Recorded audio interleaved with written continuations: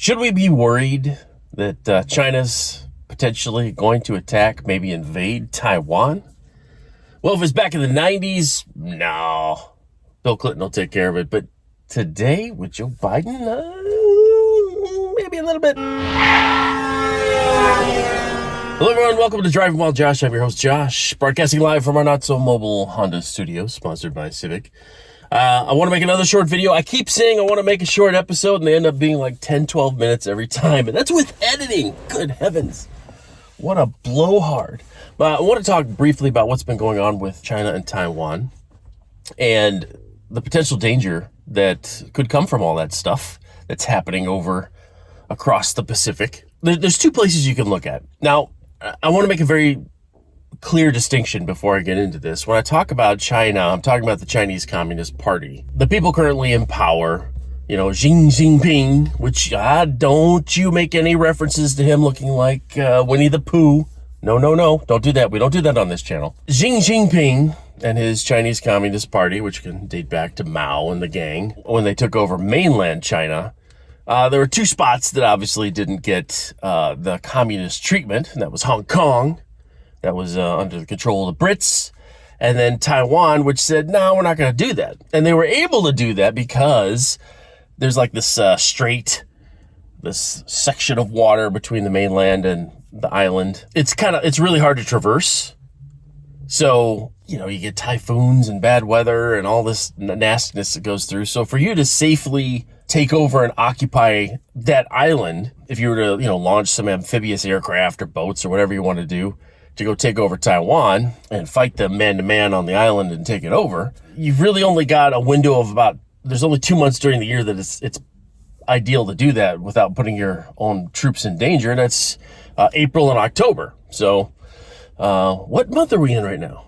It's October. Gosh, China's kind of doing some funky stuff with airplanes, poking at the air defenses of Taiwan right now. Wonder why it's happening in October. Crazy. I know. Let's not connect any dots yet. But Hong Kong and Taiwan are wonderful examples of what China could be.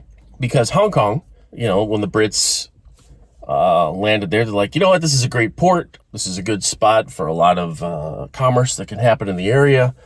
Let's build this up and make it a great area of profit and an extension of the glorious empire that is Britain, etc. And the people that live there, the natives, did quite well. I was able to visit Hong Kong, and it was awesome. It was absolutely awesome. The people were wonderful. It's just an awesome place. There's commerce, there's education. You can travel to all other major areas from there quite easily. I mean, they basically took a bunch of the garbage from the city and some dirt, and they put it out on the ocean. They made an international runway, so now you can land the big planes there. It's just awesome. Hong Kong's awesome. I was a little confused by the economy though, because it's like every other store was an electronics store. It's like cameras and electronics and computers. It's like every other store. It was like electronics food. But hey, the place is bustling. There's people everywhere. Very nice people. I've never been to Taiwan, but if you want an example of what China could be, and when I say China, again, I'm talking about the Communist Party, the people in charge. It's like if you came to America and you just went to Washington and hung out with politicians and you thought that's what America was, you'd be, oh, Nancy Pelosi, she must be like a normal American woman. No. Visit the cities, visit the other areas to get to know the real people. Because, I'm confident that most people in China are nice. And if we were to go there, it would be a friendly situation. It's just the politicians that are the scum of the earth. And that's kind of true in every country. So when I say China, that's what I mean is the government. But Taiwan is an example of what China could be. Okay? That's where they rejected communism. And they went, hey, let's try a little bit of democracy. You may remember back in the 90s, they said, let's have a vote. And China said, there's no way in Hades you're going to have a vote. We're going to stop this. And Bill Clinton, yes, that Bill Clinton, sent boats over there with planes and such that could inflict harm and said, no, you're going to let them do this. And they had their elections and whatnot. And so if you want to see what China could be if it wasn't under communist rule, look at Taiwan. It's amazing. It's amazing. And here's the difference as well. Mainland China, they argue that everything's made in China. Well, not everything. I mean, you look at your plastic toys, it'll say made in China, maybe your rice cooker and a few other things, the bulk items and whatnot. Those are all made in mainland China. The high-end stuff, the microprocessors and the high-end computer junk, that's Taiwan, okay? They're the ones that are making the little chips and all the other stuff that help make the world go round, essentially. And of course, China wants that because they see Taiwan as part of the mainland of China. Historically it was, and it should be again. In fact, Xi Jinping, no Winnie the Pooh references, please. He said on their national TV in front of all their people, he said, you know what? We're going to reunify China. And they've got this deadline, I believe it's 2049, that this is supposed to happen. So he's got to make it happen before 2049 at some point. And it's going to happen sometime between April and October. Watch it. One of those 2 months, it's going to happen. But what's more important, though, is Taiwan. Now, they're not going to bomb Taiwan or do anything bad to it because it's got the nice factories and it's got the stuff set up that they want to take over to control, more of the world market as far as computers, etc. Their real enemy, the people that they hate and they've hated for centuries and centuries and centuries, are in the island just north of Taiwan. Now, what's Japan? In fact, they've said in videos that they're going to nuke Japan into submission. You say, how could they do that? Well, we did that. I mean, look at World War II. We dropped a nuke on them. And we're like, surrender. Like, nope. Okay. Boom. There's another one. Okay. All right. We give up. This kind of the same strategy that China wants to take with Japan because they hate Japan.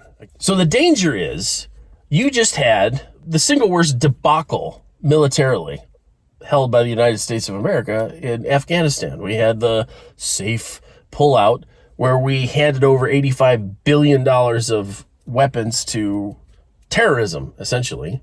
A lot of it is being shipped to Iran, and the rest is being sold. So you look at how Barack Obama handled Crimea and the Ukraine situation, kind of rolling over. Here's a red line in the sand. Well, they crossed the red line, and in Syria as well. Did nothing. And then Joe Biden, here, we're going to just totally hand over Afghanistan to the terrorists, and abandon Americans. There's still some students over there and a whole bunch of American citizens. But, hey, they chose to stay there, right? But back to China. The danger is they see us as weak, and we may not follow up on our word and our treaties, some of which are 70 years old and such now with. But if we look at what Obama has done in Europe and what Joe has done in Asia, China may be saying, hey, we could make a move. We've got a good 4 years that we could plan this out like we're doing now. We're sending in sorties and checking out their defenses and air stuff and whatnot. Get a plan together and make it happen in either April or October. That may be what they are doing. And if they take over Taiwan and we do nothing to defend them, now they've got a springboard right into Japan. And I don't know where Australia is on all this. I would hope that Australia would step up and do something. But look at what they're doing to their people. They're acting like communist China to their people. It's insane what's going on in Australia. Absolutely insane. Befuddling. So a glimmer of hope. Taiwan is what China could be, what China should be, because it's not run by communism. It's run by a form of democracy. Hong Kong was amazing until the Brits handed it over to China, and China said, no, we're going to let things go and let it be as it is. And then they lied and, of course, took it over. And we had massive protests until the COVID shutdowns. And amazingly, all the protests disappeared, at least temporarily, until now, a year after the shutdowns. Now people are protesting the shutdowns. So we'll see what happens. But just keep an eye on China. They are not to be trusted. Again, the Communist China Party, not the people. They're not to be trusted. They are lying, cheating, scum of the earth type people, as are most politicians.